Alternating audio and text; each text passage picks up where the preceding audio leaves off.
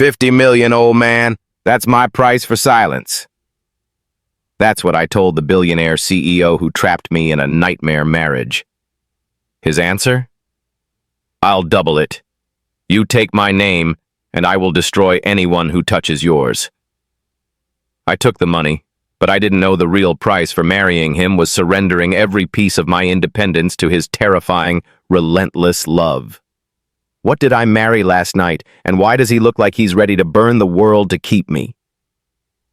Can I escape a billionaire who demands my submission because he already loves the woman he bought? Before we begin, click subscribe, like the video, and tell me where you're watching from. Your support helps us to bring more interesting stories like this, and you don't want to miss it. Now, let's begin. The humiliation from Vivian's $50 million accusation stung Marilyn worse than any slap. She stood frozen in the opulent ballroom, the sound of camera shutters multiplying around her. But Aaron didn't reach for his phone or issue a threat.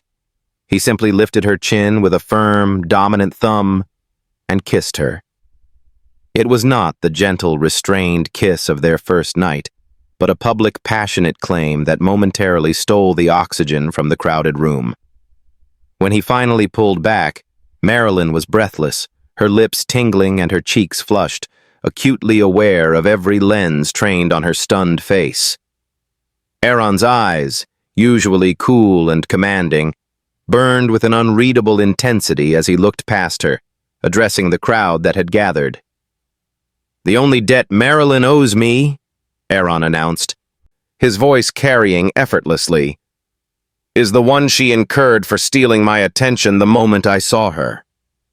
He deliberately ignored the questions about contracts and money. Instead, he reached into his tuxedo jacket and pulled out a small, antique velvet box. He didn't present a generic diamond. He presented a vintage, intricate locket, an intimate, personal gift. "She is a private woman," he continued, snapping the delicate chain around her neck. "And I refuse to let the corporate vultures dirty her name with their baseless rumors of finance. This marriage is not a transaction, it's a declaration. Anyone who believes a price can be put on my wife misunderstands the depth of my commitment." Marilyn's heart hammered against her ribs. A part of her was furious at being used as a prop, thrust into this blinding spotlight without consent. This was not the quiet, professional arrangement she thought she'd signed. Yet, as Aaron shielded her from the paparazzi with his massive frame, pulling her swiftly out of the venue, a frightening thought took root. In that moment of absolute exposure, she had never felt more safe. The depth of his public claim was overbearing and infuriating, but undeniably real. She was still exposed, but now she was Aaron Johnson's possession, and for the first time, she began to wonder if his motives were less about control and more about the frightening, unwavering love the title promised. The private world Marilyn now inhabited, soundproofed, gold-plated, and protected by Aaron's iron will, didn't make the media storm dissipate. It only made it sound muffled. For 2 days, every news feed carried the image of Aaron kissing her and the speculative headline about the $50 million bride. Marilyn spent the time researching Vivian Stone, her resentment morphing into a professional determination to fight back. This uneasy truce was shattered by a phone call from an unknown number. "Marilyn, it's Marcus. Please, we need to talk." Marcus. The former colleague who had been the architect of her professional betrayal, the man whose actions had driven her to that drunken night. His voice was a familiar, oily sincerity. He claimed to be desperately worried, insisting that Aaron was a predator and that Marilyn was clearly trapped. He managed to track her down at a high-end coffee shop near her old apartment, pleading for a private meeting. Against her better judgment, Marilyn agreed, driven by a desperate need for closure and information. The moment Marcus sat down, he began to spin a narrative of rescue, painting Aaron as a controlling monster. "He's twice your age, Marilyn. He doesn't love you. He owns you. He's isolating you from people who genuinely care." Marilyn found herself almost believing him until Aaron's dark, commanding presence filled the doorway. He hadn't been informed of the meeting, yet he stood there, his coat slung over his shoulder, his eyes like chips of glacial ice.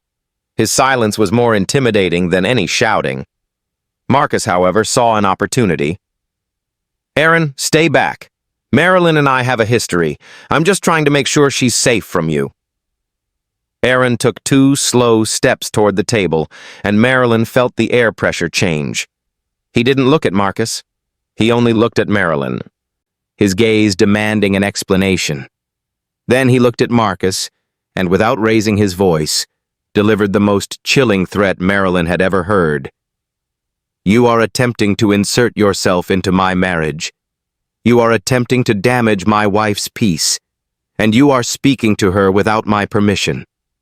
I assure you, Marcus, your past professional failure will look like a picnic compared to the ruin I will bring upon your future if you speak her name again." He didn't wait for a response, pulling Marilyn out of her seat and sweeping her toward the exit, his possessiveness now fully activated by the threat of her past. She felt both terrified by his control and strangely protected by his rage. Aaron's jealousy over Marcus had morphed into an infuriating constant presence. Security was tightened, appointments were questioned, and Marilyn found herself chafing fiercely against the golden bars of her cage. She pushed back, demanding space and independence, which only made Aaron's protection more aggressively loving. The real crisis hit 3 days later. The front page of the Wall Street Sentinel didn't feature the marriage. It featured a heavily manipulated, cropped, and annotated scan of the supposed prenuptial agreement. The document was a masterpiece of half-truths, omitting the love clauses and highlighting the punitive financial penalties for Marilyn if she broke the contract within the first 5 years, making the gold digger narrative irrefutable. The source was clearly Vivian Stone, who had an entire paragraph dedicated to her commentary on Marilyn's lack of sophistication and desperate need for cash. Marilyn stared at the document on her tablet, her hands trembling. It exposed their transactional beginnings and would undoubtedly damage Aaron's meticulously cultivated image as a serious, unfeeling business titan. She had brought this scandal to his door. Aaron walked in, already on a conference call, his expression granite hard. He saw the paper and muted his call, his focus snapping entirely to Marilyn. "Vivian is resourceful," he stated simply, without anger at Marilyn. "This is a fabrication, but it's based on a real event. I need you to stay silent, Marilyn. I will handle the response through legal channels." "No," she said, surprising herself with the clarity of her voice. "This affects your reputation. People think you're being blackmailed or that I tricked you. I won't let them destroy your credibility.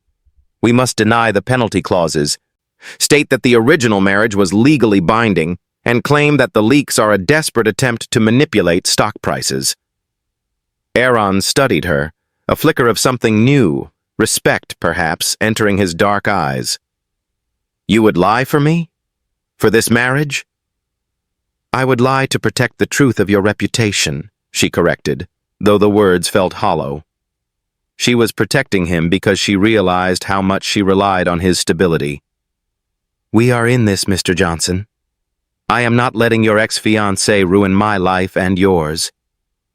He finally smiled, a rare, breathtakingly beautiful curve of his lips. "Very well, Mrs. Johnson. Let's draft a statement." Marilyn's resistance was finally crumbling, replaced by an unsettling, unified front. The public statement, a carefully crafted blend of denial and righteous indignation, had temporarily cooled the media frenzy, but Vivian's attacks escalated from character assassination to professional sabotage. Marilyn had been quietly working on a passion project, a sophisticated, socially conscious business plan for sustainable urban development, hoping to eventually launch it independently. Vivian didn't just target Marilyn, she targeted her idea.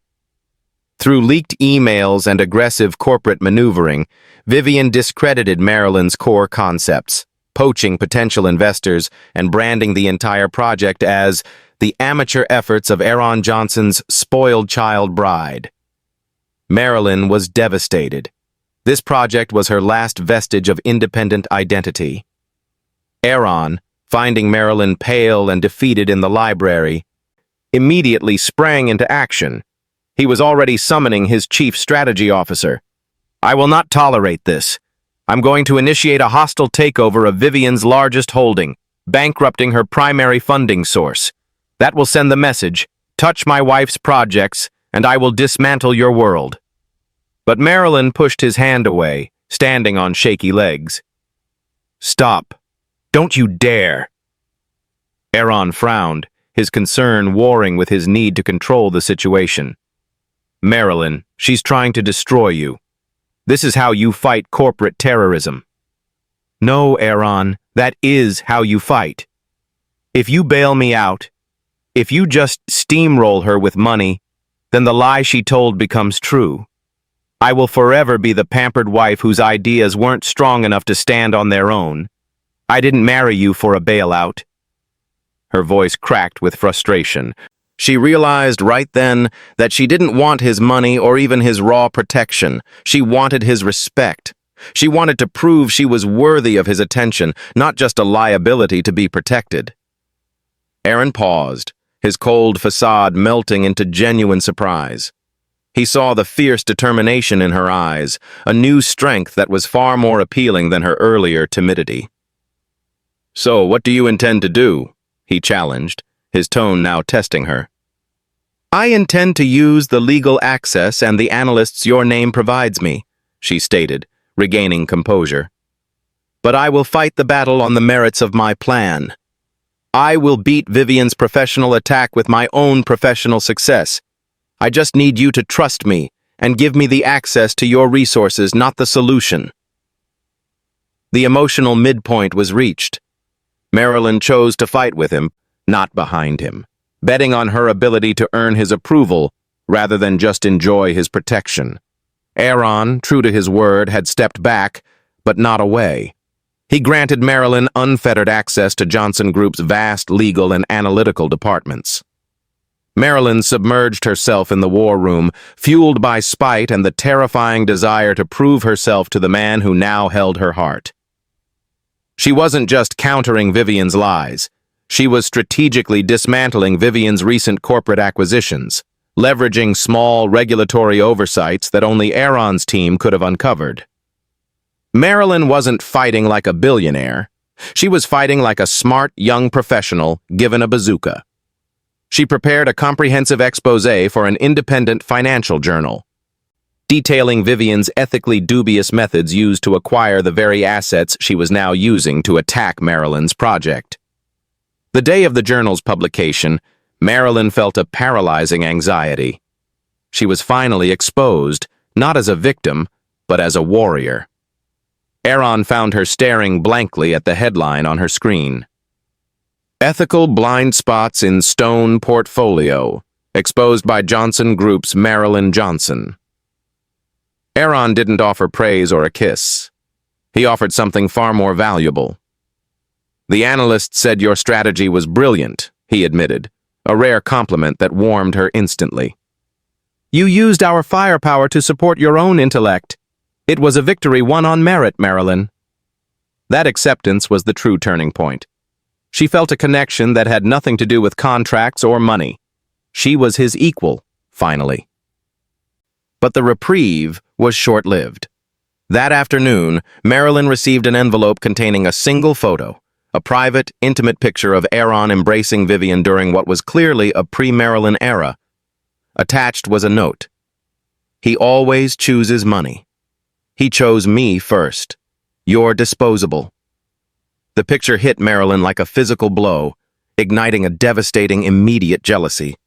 She didn't doubt his love for long, but the evidence of his intense, older love for someone else, captured in such a vulnerable moment, crippled her newfound confidence.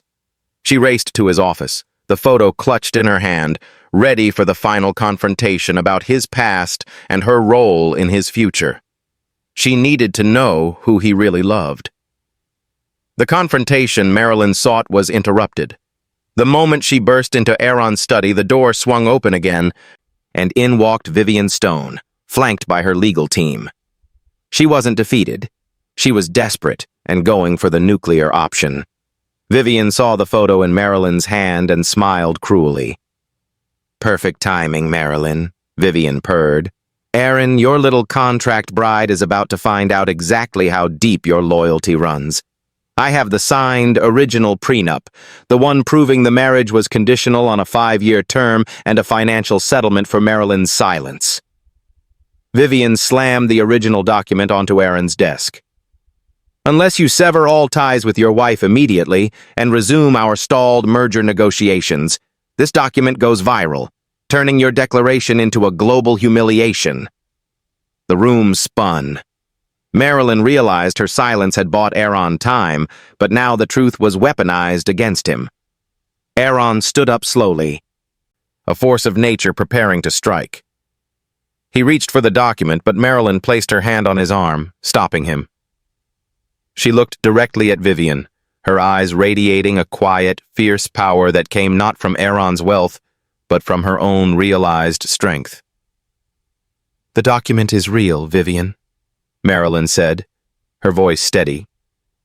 "The contract existed because I was an idiot who thought love could be bought, and Aaron was a man who respected my initial conditions."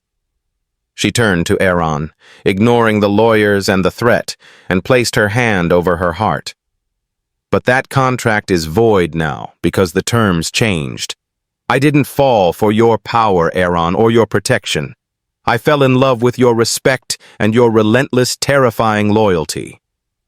Marilyn was confessing her love publicly and unilaterally, accepting her gold-digger past while affirming her loving present.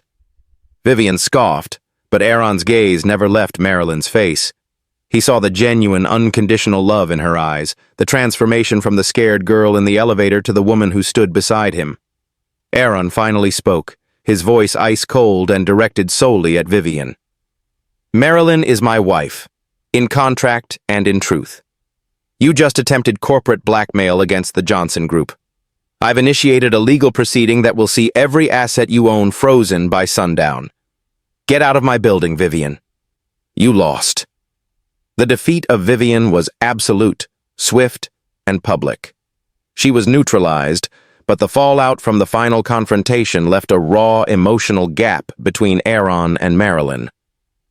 That evening, back in the quiet isolation of the penthouse, they stood facing each other, the expensive furniture seeming to shrink around their enormous, unresolved tension. "You confessed your love for me in front of my lawyers," Aaron said, his voice husky, his expression unreadable. "You initiated the hostile seizure of Vivian's assets in front of me," Marilyn countered, tears of stress and relief finally blurring her vision.